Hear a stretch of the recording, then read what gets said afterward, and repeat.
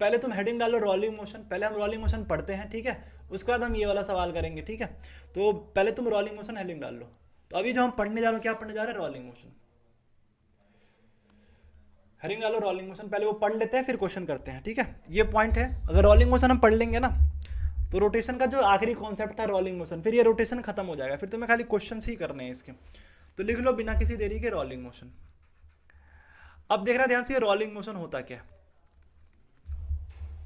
जैसे तुम भाई ग्राउंड में रोल कर जाते हो, व्हील रोल कर जाता है ग्राउंड पे, है ना। तो रोलिंग मोशन कुछ नहीं है, सम ऑफ क्या है तुम्हारा, sum of translational motion plus rotational motion. Rolling motion क्या है तुम्हारा, sum of translational motion plus rotational motion. मतलब ट्रांसलेशनल, हम टीएम लिख रहे हैं भाई, टीएम का मतलब ट्रांसलेशनल मोशन है, समझ आ रहा है। तो सम ऑफ ट्रांसलेशनल मोशन प्लस पूरा लिख देते हैं, एक बार हम पूरा लिखेंगे उसके बाद नहीं लिखेंगे, समझ आ रहा है, एक ही बार हम पूरा लिखेंगे उसके बाद नहीं लिखेंगे। Sum of translational motion, sum of translational motion plus rotational motion. तो भाई रोटेशनल मोशन और ट्रांसलेशनल मोशन दोनों के सम को हम कौन सा मोशन कहते हैं, हम रोलिंग मोशन कहते हैं। अब सुनना ध्यान से, क्या होता है कैसे होता है समझना। जैसे मान लो एक व्हील है, एक क्या है तुम्हारा व्हील है, जरा ध्यान से गौर से सुनना और समझना। एक व्हील है, बहुत प्यार से ये कॉन्सेप्ट समझा रहा हूं, सुनना। तुमसे अगर क्वेश्चन नहीं बनेगा ना रोटेशन का, तो पहली बात रोलिंग मोशन का क्वेश्चन नहीं बनेगा, पर इसके क्वेश्चन से बहुत आसान होते हैं, फॉर्मूला बेस्ड होते हैं, बस तुम्हें फॉर्मूला जानना है। तो पहले बेसिक कॉन्सेप्ट समझ लो रोलिंग मोशन का, फिर तुम फॉर्मूला बता देंगे, फिर देखना क्वेश्चन यूं निकल जाएगा, यूं सॉल्व हो जाएगा। अब देखो क्या कह रहा है क्वेश्चन, कह रहा है सवाल में कि भाई एक सिंपल समझना, सवाल नहीं कॉन्सेप्ट समझना, कि भाई एक व्हील है अपना, ठीक है, एक व्हील है, अभी क्या कर रहा है ये व्हील, बस एक ही मोशन कर रहा है, रोटेशनल मोशन, कि एक व्हील है आगे मूव नहीं कर रहा है। सुनना ध्यान से, ये जो व्हील है ये जो व्हील है वो आगे मूव नहीं कर रहा है, एक ही पॉइंट पे क्या कर रहा है, ये रोटेट कर रहा है, तो अभी रोटेशनल मोशन कर रहा है। अब सुनना, तो जब ये व्हील एक ही पॉइंट पे रोटेट कर रहा है, तो जरा बताना क्या हर एक पॉइंट की वेलोसिटी सेम होगी, क्या नहीं होगी ना। अगर मैं यहाँ पे पॉइंट मेंशन कर दूं एक व्हील का, जैसे इस व्हील का पॉइंट मेंशन कर दूं, ये पॉइंट ए मान लूं, ये सेंटर वाला पॉइंट सी मान लूं, ये बॉटम वाला पॉइंट बी मान लूं, तो जरा बताना क्या हर एक पॉइंट की वेलोसिटी सेम होती है, क्या नहीं होती ना। क्योंकि बताया तुमको कि अगर मैं वेलोसिटी की बात करूं तो v is equal to r omega होता है, अगर तुम्हारा r चेंज हो गया तो वेलोसिटी भी चेंज हो जाएगा।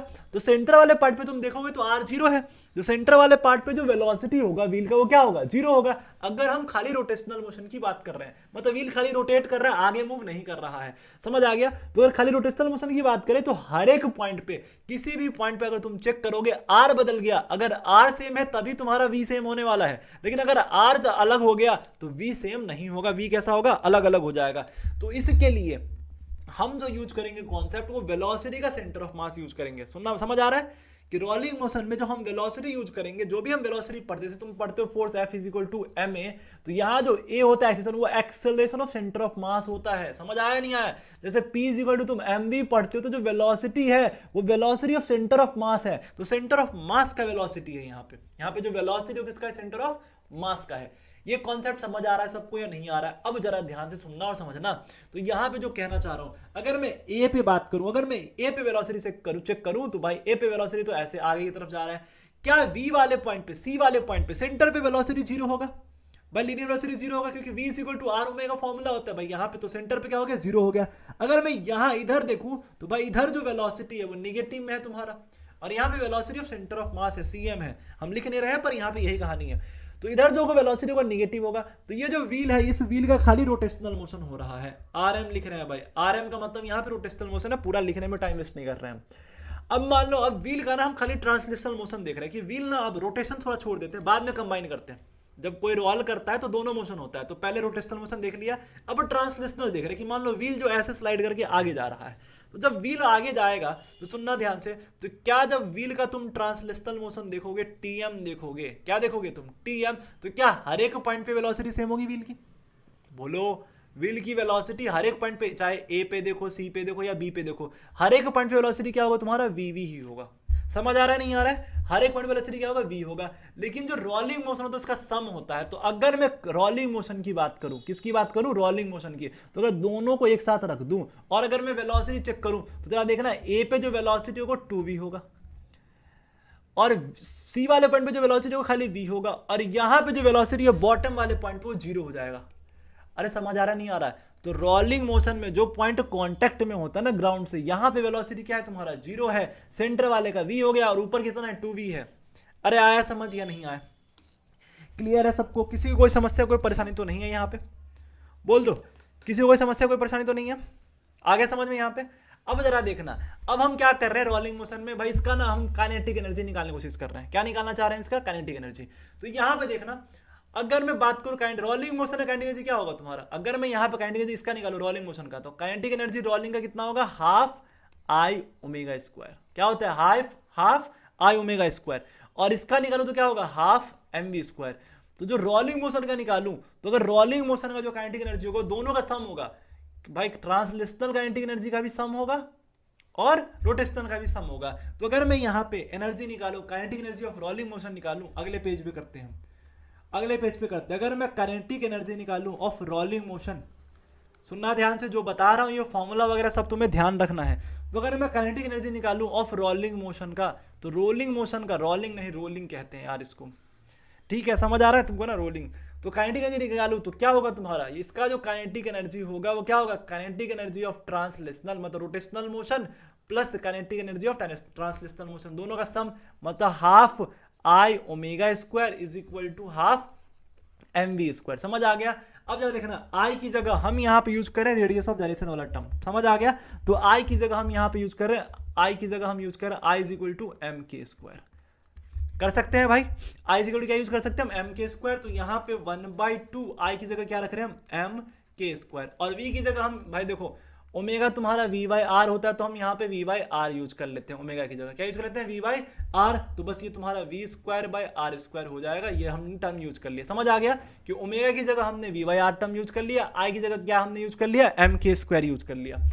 तो प्लस 1/2 एम वी स्क्वायर। अब जरा बताना, हाफ एम वी स्क्वायर तो कॉमन आ जाएगा। तो अगर half M we square common आ जाएगा तो जरा बताना 1 प्लस क्या बच जाएगा अपने पास, बताओ, के स्क्वायर बाय आर स्क्वायर बच जाएगा। क्या बचेगा अपने पास, 1 प्लस के स्क्वायर बाय आर स्क्वायर।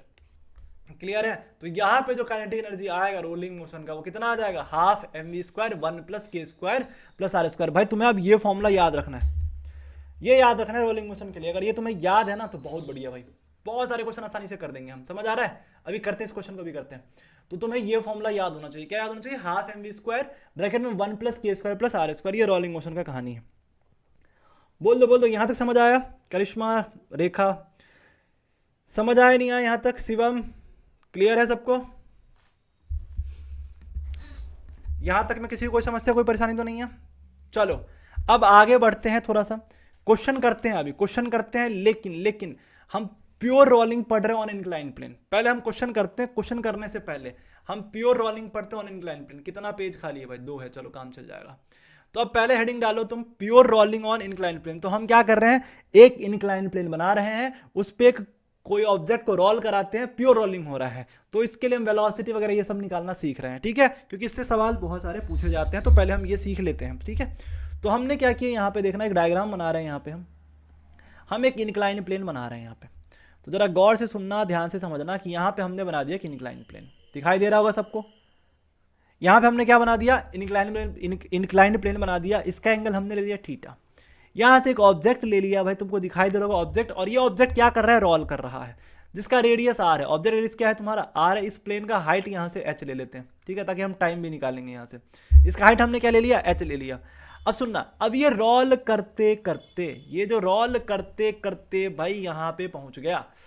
समझ आया? प्योर रोलिंग है ये, प्योर रोलिंग। हेडिंग डालो, pure rolling on incline plane. इसका हेडिंग डाल लो, हेडिंग डाल लो। इसका हेडिंग ये है तुम्हारा, pure rolling, pure rolling on inclined plane, on inclined plane.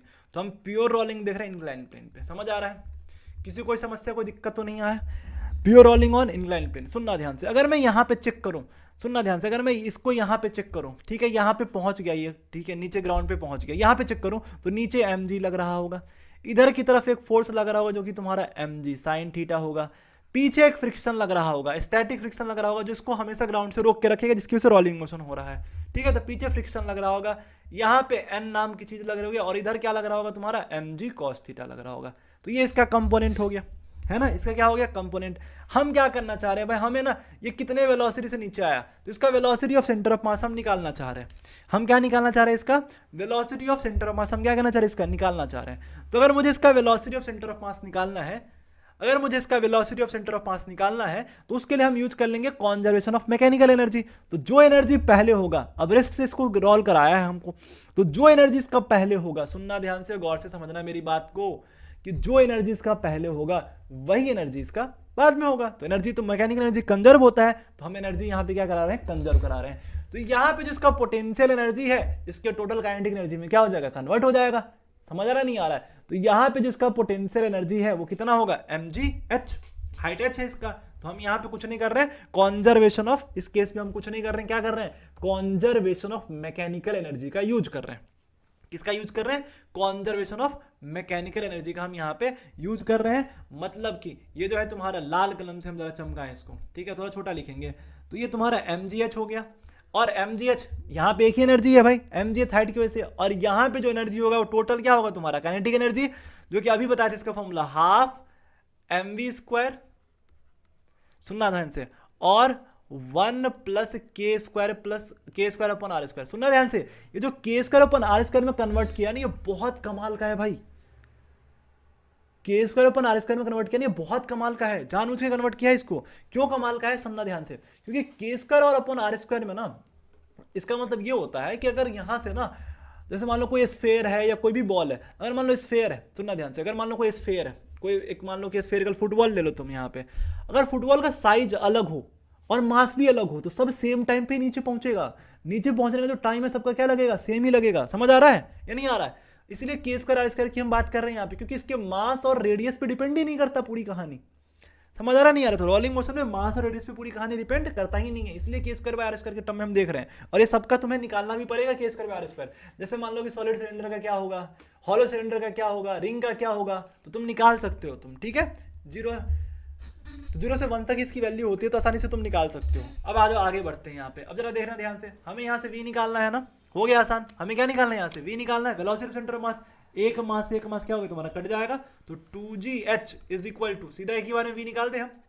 तो यहां से अगर मैं v निकालूं वेलोसिटी, तो रूट अंडर में आएगा, कितना आएगा, 2gh अपॉन में 1 प्लस के स्क्वायर बाई आर स्क्वायर। समझ आया नहीं आया, तो ये velocity of centre of mass का फॉर्मूला हो गया प्योर रोलिंग का ऑन इंक्लाइन प्लेन। तो जो वेलोसिटी होगा इसका कितने वेलोसिटी से आ रहा होगा भाई।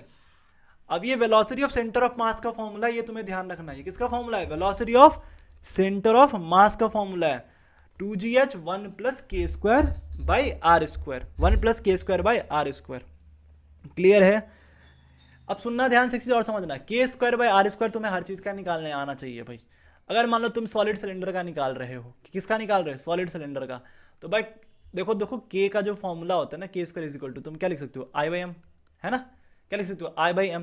तो जरा बताना, के स्क्वायर की वैल्यू लिख दे हम आई बाई एम, तो जरा बताना आई बाई एम। तो सॉलिड सिलेंडर का अगर मैं निकालूं, किसका निकालूं, सॉलिड का निकालूं, किसका निकाल रहा हूं, सॉलिड सिलेंडर का निकाल रहा हूं, तो कितना होता है सॉलिड का, 2/5 mr स्क्वायर, ये तो होता है आई, है ना, और साथ में आर स्क्वायर। तो जरा बताना आर स्क्वायर, समझ आ रहा है नहीं आ रहा है, के की वैल्यू इतनी होती है ना, समझ आ रहा नहीं आ रहा, तो के स्क्वायर निकालोगे तो आई बाई एम, तो एम से एम क्या हो गया तुम्हारा, कैंसिल हो गया, तो 2/5 आर स्क्वायर, साथ में आर स्क्वायर कैंसिल हो गया, कितना आ गया, 2/5 आ गया।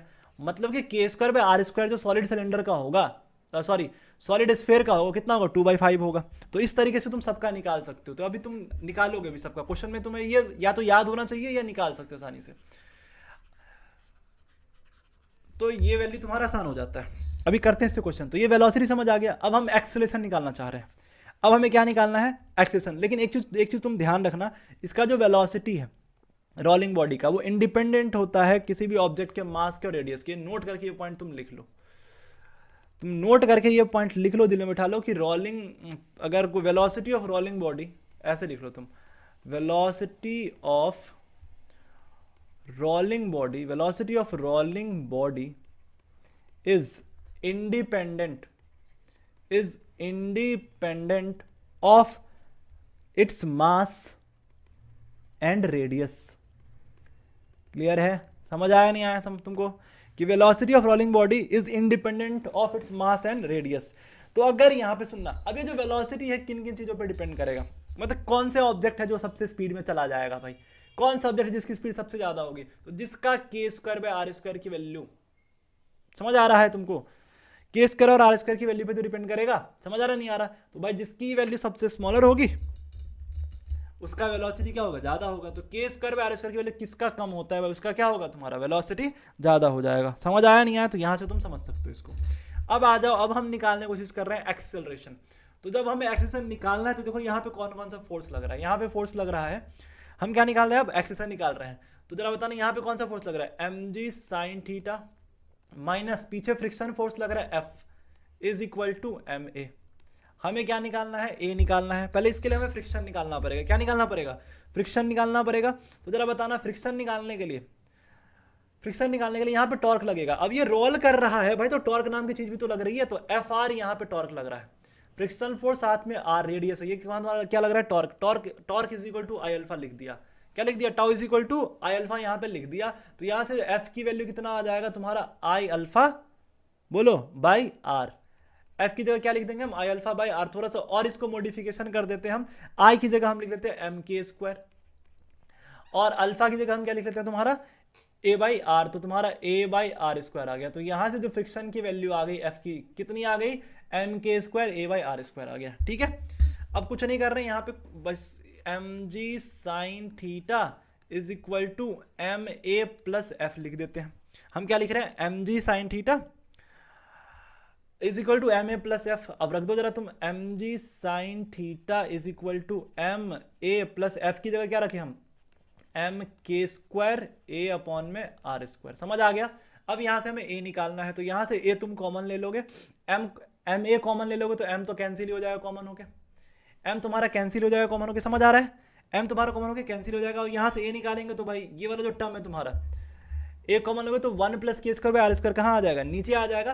तो अगले पेज में लिख रहे हैं, तो जो एक्सेलरेशन ऑफ सेंटर ऑफ मास होगा इसका वो क्या आ जाएगा, रूट नहीं आएगा, सॉरी जी साइन थीटा अपॉन में 1 प्लस के स्क्वायर बाय आर स्क्वायर। अरे आंख में इचिंग हो रही है बहुत ज्यादा, समझ आया नहीं आया। तो ये तुम्हारा acceleration of centre of mass का फॉर्मूला हो गया। बहुत तेज इचिंग हो रहा है आंख में, पता नहीं क्या हो रहा है। क्लियर है, सबको समझ आ गया, किसी को समस्या कोई परेशानी तो नहीं है यहाँ पे। तो ये तुम्हें फॉर्मूला पता होना चाहिए भाई। तो pure rolling on inclined plane में अगर acceleration of centre of mass निकालना है तो क्या फॉर्मूला होगा, जी साइन थीटा 1 प्लस के स्क्वायर बाय आर स्क्वायर। ये पता होना चाहिए, हम हाईलाइट कर देते हैं भाई, जो जो इंपॉर्टेंट तुम्हारा फॉर्मूला है उसको हम जरा हाईलाइट कर दे। तो एक तुम्हारा ये पता होना चाहिए, जी साइन थीटा 1 प्लस के स्क्वायर अपॉन आर स्क्वायर, एक तो ये। दूसरा तुम्हारा वेलोसिटी का फॉर्मूला पता होना चाहिए। तीसरा हम एक और फॉर्मूला बना रहे हैं, टाइम ऑफ डिसेंट। एक और फॉर्मूला हम बना रहे हैं, टाइम ऑफ डिसेंट। सुनना ध्यान से, सर एफ नहीं आया समझ। अरे बच्चा एफ यहाँ पे फ्रिक्शन है, एफ यहाँ पे क्या है, फ्रिक्शन है भाई। अब सुनना ध्यान से, फ्रिक्शन ऐसे लग रहा है, तो यहाँ पे देखो यार, यहाँ पे हमने क्या किया, टॉर्क का फॉर्मूला यूज किया। यहाँ पे हमने क्या किया, टॉर्क का फॉर्मूला यूज किया है। टॉर्क क्या होता है तुम्हारा, tau is equal to I alpha, और टॉर्क क्या होता है तुम्हारा, आर क्रॉस एफ, है ना। तो यहाँ पे तो आर ये हो गया और एफ तुम्हारा ये हो गया, तो यही तो टॉर्क लग रहा है जो इसको क्या करा रहा है, रोटेट करा रहा है, रोल करा रहा है। तो भाई कोई चीज अगर रोल करेगा तो टॉर्क की वजह से तो करेगा। तो यहाँ पे टॉर्क कितना लग रहा है जरा बताओ, आर क्रॉस एफ। तो यहाँ पे लिख दिया आर क्रॉस एफ, तो एफ आर लिख दिया is equal to I alpha, F is equal to I alpha by R. I की जगह एम के स्क्वायर लिख दिया, अल्फा की जगह ए बाई आर लिख दिया, तो एम के square A by are square लिख दिया। और यहाँ पे अगर हम देखें तो m g sine theta minus f is equal to m a है, बस एफ की जगह ये वैल्यू रख के हमने यहाँ पे ए निकाल दिया। बोलो समझ आया, बोलो समझ आया नहीं आया, ये दिक्कत है, क्लियर है, करिश्मा आ गया समझ में। चलो अब आगे लास्ट एक फॉर्मूला बनाते हैं, लास्ट, बस ज्यादा फॉर्मूला नहीं बनाएंगे तुमको, लास्ट बनाते हैं कि टाइम ऑफ डिसेंट कितना है। बहुत कमाल का फॉर्मूला लास्ट वाला, ओ माय गॉड। तो इसको ना नीचे आने में कितना समय लगा, अभी जो हम फॉर्मूला बना रहे हैं, क्या बना रहे हैं, इसको नीचे आने में कितना समय लगा, बस टाइम ऑफ डिसेंट का फॉर्मूला बना रहे हैं, बना ले। तो नीचे आने में जो समय लग रहा है उसको कहते हैं टाइम ऑफ डिसेंट। क्या कहते हैं, टाइम ऑफ डिसेंट। तो फटाफट से इसका फॉर्मूला बना ले हम। तो अब अगला जो फॉर्मूला बना रहे हैं हम, किसका बना रहे हैं, हुरी बाबा। तो अगला जो फॉर्मूला बना रहे हैं किसका बना रहे हैं, टाइम ऑफ डिसेंट का बना रहे हैं। तो लिख लेना जरा, फॉर्मूला लिख लो, टाइम ऑफ डिसेंट, नीचे उतरने का कितना समय लगा उसको। तो भाई सिंपल देखना, अगर ये जो नीचे उतरा है तो भाई एस जो होगा तुम्हारा, हाइट की बात करें यहाँ पे हम, तो ओ भाई यहाँ पे जो हाइट की बात करें यहाँ पे, तो हाइट ये थीटा है, ये तुम्हारा जैसा वाला सुन लो, जरा ध्यान से समझना, जरा ध्यान से समझना।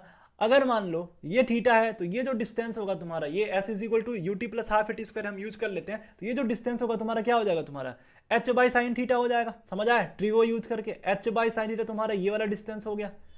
अरे साइन थीटा क्या होता है तुम्हारा, परपेंडिकुलर बाई ये डिस्टेंस, तो ये डिस्टेंस कितना हो गया तुम्हारा एच बाई साइन थीटा। अरे क्लियर है, समझ आया नहीं आया, तो यहाँ पे डिस्टेंस जो हो गया तुम्हारा एच बाई साइन थीटा। तो बस कुछ नहीं कर रहे हैं हम, इतनी सी बात है समझ लो कि हम यहाँ पे h बाई साइन थीटा, मतलब ये डिस्टेंस ही है तुम्हारा हॉरिजॉन्टल, मतलब कि ये इंक्लाइन प्लेन का जो डिस्टेंस हो गया तुम्हारा is equal to 1/2 a t square लिख देते हैं, ठीक है, 1/2 ए टी स्क्वायर। और यहाँ से जो t आ जाएगा तुम्हारा कितना आ जाएगा, 2 इधर चला जाएगा, तो रूट के अंडर में कितना आ गया 2h अपॉन में a साइन थीटा। और तुम्हें एक्सेलरेशन पता है, तुमको एक्सेलरेशन पता है, तो a की वैल्यू रख दोगे तो फॉर्मूला आ जाएगा। मैं सिंपल फॉर्मूला लिख रहा हूँ 1 बाई साइन थीटा, और बाकी सारी वैल्यू रूट में आ जाएगी 2h, और इसकी वैल्यू कितनी आती है तुम्हारी 1 प्लस के square by are square upon में तुम्हारा g आ जाएगा। तो ये तुम्हारा टाइम ऑफ डिसेंट का फॉर्मूला हो गया। बस इतना ही पता होना चाहिए, हो गया, इतना ही पता होना चाहिए। अगर ये नहीं भी याद है कोई बात नहीं, तुम इक्वेशन बना के निकाल सकते हो, ठीक है। अगर ये नहीं भी याद है तो कोई बात नहीं, हम इक्वेशन बना लेंगे। तो बस इतना ही फॉर्मूला है, समझ आ गया। तो ये प्योर रोलिंग वाली जो कहानी वो खत्म हो गई। अब हमें इससे क्वेश्चन करना है, जब तक इससे क्वेश्चन नहीं करेंगे तब तक क्लास नहीं खत्म करने वाले भाई। अब इससे हम एक दो बढ़िया सवाल लगाएंगे, ठीक है। तो ये प्योर रोलिंग का कॉन्सेप्ट हमने पढ़ लिया है। आज रोटेशन खत्म करके जाना है, ठीक है। तो आज हम रोटेशन खत्म करके जाएंगे, कल ग्रेविटेशन स्टार्ट करना है। तो आज की क्लास में हम रोटेशन खत्म ही करेंगे, समझ आ रहा है अच्छे से। कल हम रोटेशन नहीं पढ़ने वाले, कल हमें पढ़ना है ग्रेविटेशन। तो कल के क्लास में हम ग्रेविटेशन पढ़ने वाले हैं। तो आज हम रोटेशन पहले खत्म करें, फिर ग्रेविटेशन पढ़ेंगे ना। तो आ जाओ फटाफट से क्वेश्चन करते हैं। तो तुम्हारे सामने तुम्हारे स्क्रीन पे ये क्वेश्चन प्रेजेंट है। अब इसे करके बताओ, बहुत आसान सवाल है, यूं धुआं धुआं कर दोगे। ये सवाल बहुत आसान है, करके बताओ जरा ये सवाल क्या कह रहा है। बहुत आसान सवाल है, करके बताओ।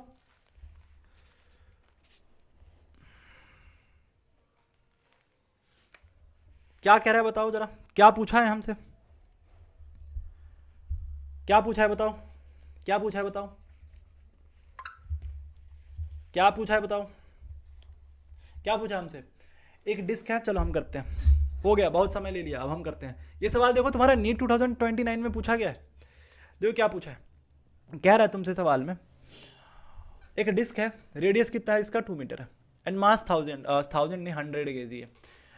rolls on a horizontal floor, its center of mass has speed 20 cm, how much work is needed to stop it। तो भाई कितना वर्क लगा इसको स्टॉप होने में, है ना, इसको स्टॉप होने में कितना वर्क लगा, ये हमसे तुमसे पूछा है। जरा बताना वर्क, ठीक है, जरा बताना हमको ये बताओ, ये जो वर्क है भाई किसके इक्वल होता है, एनर्जी के इक्वल होता है। तो भाई इसे डिस्क का नाम एनर्जी निकाल लेते हैं, रोल कर रहा है ना, तो भाई इसका एनर्जी निकाल लेते हैं, वही तो वर्क होगा तुम्हारा। तो कुछ नहीं करना, इसका एनर्जी निकाल लेना है। तो एनर्जी का फॉर्मूला क्या होता है बताओ जरा, एनर्जी का फॉर्मूला क्या होता है बताओ, क्या यूज करें। वर्क बाई एनर्जी की होगा, तो यहाँ पे भाई हाफ आई ओमेगा स्क्वायर एक एनर्जी है, एक क्या है तुम्हारा half I m we square. भाई यही तो एनर्जी है यहाँ पे, बोलो half I omega square plus half M we square है। यहाँ पे देखो स्पीड दे रखा है 20 सेंटीमीटर, देखो बहुत सारा टर्म तो यहाँ से गायब भी हो जाएगा। अब जरा देखना हम क्या कर रहे हैं, फिर से तुम्हारे लिए कुछ कर देते हैं, सिंपल सिंपल। डिस्क है भाई, क्या है तुम्हारा डिस्क है। अगर तुमको डिस्क का भाई टोटल एनर्जी का फॉर्मूला भी अभी बताया था, तुम टोटल एनर्जी का फॉर्मूला देखो, या तो तुम ये फॉर्मूला याद रख लो ताकि तुम एक बार में सॉल्व कर पाओ, है ना, इतना टाइम लेके नहीं करना है भाई। कहाँ गया कहाँ गया कहाँ गया, एक तुम फॉर्मूला याद रख लो ताकि तुम आसानी से सॉल्व कर पाओ। ये वाला फॉर्मूला, ये वाला फॉर्मूला तुम्हें याद रखना है ताकि तुम इतना तामझाम ना करो, है ना, इतना तुम वैल्यू पुट ना करो, तुम एक बार में सॉल्व कर पाओ। तो ये तुम्हें ये फॉर्मूला याद होना चाहिए भाई, half M we square 1 plus के स्क्वायर प्लस आर स्क्वायर। बस जल्दी जल्दी, अगर देखो एग्जाम में तुम्हारे पास टाइम नहीं होगा, तुम्हें जल्दी करना है, तो ये फॉर्मूला तुम्हें याद रखना ही पड़ेगा। तो तुम इस, या तो तुम सारी वैल्यू रखोगे, या तो तुम ये फॉर्मूला यूज करोगे। तो हम यहाँ पे इस क्वेश्चन में ये फॉर्मूला यूज कर रहे हैं, क्योंकि भाई काइनेटिक एनर्जी यहाँ पे वर्क के बराबर होगा, तो हम यही फॉर्मूला यूज करेंगे, ठीक है। तो क्या है formula, half M we square 1 plus के स्क्वायर बाय आर स्क्वायर। कहाँ गया भाई अगला पेज, कहाँ गया क्वेश्चन यार, ये रहा क्वेश्चन, कहाँ गया, ये रहा। तो यहाँ पे हम क्या यूज करें, हाफ एम वी स्क्वायर और 1 प्लस के स्क्वायर बाय आर स्क्वायर। अब बच्चा कहेगा सर हमको तो के स्क्वायर बाय आर स्क्वायर की वैल्यू नहीं पता है, तो ये तुम्हें याद रखना पड़ेगा। अब जरा देखो ये क्या है तुम्हारा डिस्क है, तो डिस्क का के स्क्वायर बाय आर स्क्वायर की वैल्यू होती है तुम्हारा 1/2। अब ये कैसे याद रखोगे भाई, देखो के का जो फॉर्मूला होता है बताया था रेडियस ऑफ जनरेशन, पिछले कल की क्लास में हमने पढ़ाया था, तो के स्क्वायर तो तुम्हारा I/m होता है ना। तो डिस्क का जो मोमेंट ऑफ इनर्शिया होता है कितना होता है, mr² होता है। अब जरा बताना कितना होता है भाई, mr² होता है /2 होता है, सेंटर से घूम रहा है तो mr²/2 हो गया, ठीक है, साथ में m हो गया, तो ये तुम्हारा कैंसिल हो गया, तो के स्क्वायर की जो वैल्यू आई यहाँ पे कितनी आ गई, r²/2 आ गई। क्लियर है। अब जरा बताना क्या पूछा है हमसे, के स्क्वायर बाई आर स्क्वायर, तो यहाँ पे के स्क्वायर की वैल्यू r²/2 और नीचे r², तो कैंसिल हो कितना आ गया 1/2। तो ये तुम्हें याद रखना पड़ेगा, ठीक है। तो सबका बना के तुम याद रखोगे, डिस्क का जो के स्क्वायर बाई आर स्क्वायर की वैल्यू थी 1/2। अब ये पता है आसानी से सॉल्व हो जाएगा, कुछ करना नहीं है। 1/2 मास कितना दे रखा है भाई, इसमें 100 दे रखा है, तो 100 पुट कर दो। वेलोसिटी का स्क्वायर 20 है भाई, ये 1/2 और ये तुम्हारा 1 कितना आ गया, इसकी वैल्यू 1/2 होती है, तो 1/2 + 1 3/2 आ गया, है ना। अब अभी कर लेते हैं, वेलोसिटी का कितना है तुम्हारा, तो सिंपल 3/2 भी कर सकते हो, तो 3/2 लिख देना, तो 3/4 लिख दे इसको एक ही बार में, समझ आ रहा है, क्योंकि ये तुम्हारा 3/2 हो जाता और साथ में v² हो जाता, तो इसको हम एक ही बार में हम लिख देते हैं 3/4, साथ में 100, और वेलोसिटी यहाँ पे 20 सेंटीमीटर पर सेकेंड है, तो सेंटीमीटर को तुमको किस में कन्वर्ट करना पड़ेगा, ये बताओ, सेंटीमीटर को तुमको कन्वर्ट किस में करना है, यहाँ पे मीटर में करना है, तो यहाँ पे 20 सेंटीमीटर है, तो 20 × 10⁻⁻2 का तुम स्क्वायर कर दोगे, है ना। अब जरा देखना यहाँ से सब सारी वैल्यू कट ही जाएगी मेरे ख्याल से, 20 का 400 हो जाता है ना। फटाफट कर देते हैं इसको, 3 × एक बार में, अब एक कर दे, 1 मिनट बस सबर करो भाई, कर लेते हैं इसको फटाफट से, काटने कुटने में मजा आता है कैलकुलेशन में, तुम लोग थोड़ा वेट कर लो। ये 400 हो गया और ये 10⁻⁻4 हो गया, है ना। अब जरा देखे जरा, 400 से ये 100 हो जाएगा, और ये अरे भाई 10 देखो 100 हो गया, ये 4 ये 4 सर ये तो गायब ही हो गया, बच्चा कितना 3, बहुत आसान कैलकुलेशन इसका। तो यहाँ पे जिसका आंसर हो कितना होगा, 3 जूल होगा। कर दिया, समझ आया, तो ये आसानी से कर दिया इस सवाल को। आ जाओ अगले सवाल की ओर प्रस्थान करें, इस सवाल को करें, और ये सवाल तुम्हारा बहुत ही आसान सवाल है, बहुत ही आसान सवाल है, ये करके बताओ यार, ये बहुत आसान सवाल है, इसको तो हो जाना चाहिए भाई, ये सवाल हो जाना चाहिए, ये सवाल हो जाना चाहिए। अभी जो पढ़ा है, अभी फॉर्मूला पढ़ा है तुमको, अभी फॉर्मूला पढ़ा है तुमको, अभी तुमको फॉर्मूला पढ़ा है, इस सवाल में टाइम नहीं लगेगा भाई, इस सवाल में तुमको टाइम नहीं लगेगा, अभी तुमको फॉर्मूला वगैरह सब कुछ पढ़ा है, अभी पढ़ा है ना। करो यार इस सवाल को, करो आसानी से करो, फिर इस क्लास को समाप्त करें, आज के क्लास को समाप्त करें, लास्ट सवाल है आज की क्लास का, ठीक है। करो जरा इस सवाल को, करो, क्या पूछा है जरा देखो, देखो क्या पूछा है, आते हैं यार, 1 मिनट, कहाँ गया ये रहा, और सॉलिड सिलेंडर है, होई बाबा, सुनना ध्यान से, सुनने में तुम्हें बहुत टफ लग रहा होगा, लेकिन अगर तुम्हें फॉर्मूला पता है ना, तो ये सवाल बहुत ही आसान है, बहुत ही आसान है, बहुत ही आसान है। क्या कह रहा है जरा बताना, a solid cylinder of mass 2 kg and radius 50 centimetre. सुनना ध्यान से, गौर से समझना, एक सॉलिड सिलेंडर जिसका मास कितना है 2 kg, रेडियस 50 सेंटीमीटर है, रोल्स अप, ऊपर जा रहा है भाई, on inclined plane of angle of inclination 30 degree. तो इंक्लाइंड प्लेन है जिसका एंगल ऑफ इंक्लिनेशन कितना 30 डिग्री है। तो जरा बना दे हम इस सवाल का, जरा डायग्राम बना के जरा तुमको समझाए, और देखो इसका कितना आसान सोल्यूशन होगा, यूं कर दोगे तुम, अभी क्या अभी तुम कर दोगे। तो एक सॉलिड सिलेंडर है, इसका एंगल दे रखा है 30 डिग्री दे रखा है, और भाई मतलब इंक्लाइंड प्लेन एक बना दिया सॉलिड, ये तुम्हारा सॉलिड सिलेंडर है, और ये ऊपर की तरफ जा रहा है, ठीक है, rolls up an inclined plane of angle of inclination 30 degree. तो ऊपर जा रहा है, इसका एंगल कितना 30 डिग्री दे रखा है। The centre of mass of cylinder has speed 4 metre per second. तो भाई सेंटर ऑफ मास का जो स्पीड है वो कितना 4 मीटर पर सेकेंड से ऊपर जा रहा है। The distance travelled by the cylinder on the incline surface will be. तो बताओ कि सरफेस पे कितना डिस्टेंस ये कवर किया है, ट्रेवल किया है, वो हमसे पूछा है, हमसे वो पूछा है। तो एक काम करते हैं भाई, एक काम करते हैं, अपने पास ना एक फॉर्मूला था velocity of centre of mass का, velocity of centre of mass का फॉर्मूला था, क्या था फॉर्मूला, अभी पढ़ाया भी है हमने, कहाँ पढ़ा है, ये पढ़ा है, √2gh 1 + k² r²। ये तो फॉर्मूला है तुम्हारा, क्या है तुम्हारा, √2gh 1 + k² r²। ये किसका फॉर्मूला है, velocity of centre of mass का है। तो क्या यहाँ पे मैं यही फॉर्मूला यूज करके निकाल लूं, देखो कितना आसान हो जाएगा। तो मैं यही फॉर्मूला यहाँ पे यूज कर रहा हूँ, यहाँ पे जो फॉर्मूला यूज कर रहा हूँ velocity of centre of mass का यूज कर, √, क्या है तुम्हारा 2gh 1 + k² r²। ठीक है, बस ये सॉलिड सिलेंडर का तुम्हें पता होना चाहिए, अब ये तुम्हें निकालना याद करना पड़ेगा। अब देखो रूट हटाओगे तो स्क्वायर लिख दोगे, तो वेलोसिटी का स्क्वायर, वेलोसिटी गिवन है, यहां से हम हाइट h निकाल लेंगे, और ये h जब निकाल लेंगे, क्यों हम ऐसा कर रहे हैं पता है तुमको, ऐसा क्यों करें समझ आ रहा है, कि हमें बस हाइट h निकालना है। अगर मैं यहाँ इस फॉर्मूले से अगर हाइट h निकाल लूँ, ये एंगल 30 है, तो क्या ये डिस्टेंस में निकाल नहीं सकता, निकल जाएगा। समझ आ रहा है कितना आसान है, तो मैं कुछ नहीं कर रहा भाई, हाइट निकाल रहा, तो 2gh और 1 प्लस के स्क्वायर बाय आर स्क्वायर की वैल्यू, तो तुम्हें सॉलिड सिलेंडर के लिए पता होना चाहिए। सॉलिड सिलेंडर है तो भाई जो डिस्क का होता है वही किसका होता है, सॉलिड सिलेंडर का होता है। समझ आ रहा नहीं आ तो ये इसका वैल्यू 1/2 होता है। के स्क्वायर बाय आर स्क्वायर की वैल्यू 1/2 होता है तुम्हारा सॉलिड सिलेंडर के लिए। समझ आया नहीं आया तो बस 1/2 पुट कर दो तो V square is equal to कितना 3/2 आ गया, तो 2gh साथ में 3/2 कहाँ जाएगा तुम्हारा ऊपर चला गया। अब जरा बताना वेलोसिटी की वैल्यू क्वेश्चन में कितना करेगा, 4 है तो 4 का square 16 is equal to 4g की वैल्यू 10 ले लो, नीचे 3 ले लो, साथ में h ले लो, ठीक है। अब जरा बताना ये कितना हो जाएगा, ये तुम्हारा 4 आ गया है ना, ये कितना आ गया 4 आ गया मतलब 40/3 सही लिखा है, कुछ गलत कर दिया क्या, कुछ गलत कर दिया क्या, एक मिनट, हाँ 16 इंटू 3, एक मिनट, अरे फिर से कर लेते हैं सॉल्व। 16 इंटू 3 कर दे इज इक्वल टू 4, जी की वैल्यू 10 साथ में h, यही हो गया तुम्हारा है ना, यही आ गया तुम्हारा। अब यहाँ से अगर हम देखे जाए तो इसको 4 चौका 16 और 4 तिया 12, तो 12 अपॉन में 10 इज इक्वल टू h, तो यहाँ पे जो h आया वो कितना आ गया 1.2, h कितना आ गया यहाँ पे तुम्हारा 1.2 मीटर आ गया। मतलब ये हाइट हमने निकाल दिया बिना किसी तामझाम के, हमने ये हाइट निकाल लिया। ये हाइट कितना आ गया तुम्हारा 1.2 मीटर तुम्हारा ये हाइट आ गया। अरे बोलो समझ आया नहीं आया। अब हमसे ये डिस्टेंस पूछा है, क्वेश्चन में यही तो पूछा है, क्या पूछा है, distance travelled by the cylinder on the incline surface will be, तो भाई कितना डिस्टेंस ये ट्रेवल किया है। तो जब हमें ये हाइट मिल गया कि कितना ऊपर गया है तो ये निकाल नहीं सकते क्या, इसके लिए क्या यूज कर ले हम, sin 30 यूज कर ले। sin 30 डिग्री इज इक्वल टू क्या होता है परपेंडिकुलर, मतलब h 1/2 बाई ये डिस्टेंस निकालना है तो x मान ले, तो यहां से जो x की वैल्यू आएगी 1/2 sin 30 कितना होता है तुम्हारा, sin 30 तुम्हारा 1/2 होता है, तो 1/2 तो भाई 2 जाएगा तुम्हारा ऊपर, कितना आ गया बजा बताना 2.4 मीटर। समझ आ गया, तो यहां पे जो इसका आंसर होता 2.4 मीटर होता। क्लियर है, अरे आसान था नहीं था ये सवाल। तो इसी के साथ रोटेशन के सारे ऑलमोस्ट जितने हमारे नीट में आते हैं भाई, समझ आया, रोटेशन तुम जितना पढ़ोगे उतना कम है। फिर से बता रहा हूं, रोटेशन तुम जितना पढ़ोगे उतना कम है, रोटेशन कभी पूरा नहीं होता, लेकिन जितना तुमको चाहिए एग्जाम के लिए उतना हमने करा दिया तुमको। तो बेसिक तुम्हें कॉन्सेप्ट और जो क्वेश्चन है ये तुम्हें पता होना चाहिए, इसको तुम अच्छे से रिवाइज करो तो तुम्हारा रोटेशन हो गया खत्म। एक हम होमवर्क क्वेश्चन, अभी तो चलो ये वाला तुम्हारा होमवर्क क्वेश्चन दे रहा है, इसमें तुम conservation of angular momentum use कर लेना इस क्वेश्चन में। चलो हिंट भी दे दिया हमने, तो ये तुम्हारा होमवर्क क्वेश्चन है। उम्मीद है तुमको समझ आया होगा, आज की क्लास में मजा आया, बताओ नीचे कमेंट करो कि सबको मजा आया नहीं आया। तो हमने रोटेशन पूरा अच्छे से खत्म कर दिया है। कल के क्लास में हम ग्रेविटेशन स्टार्ट करेंगे।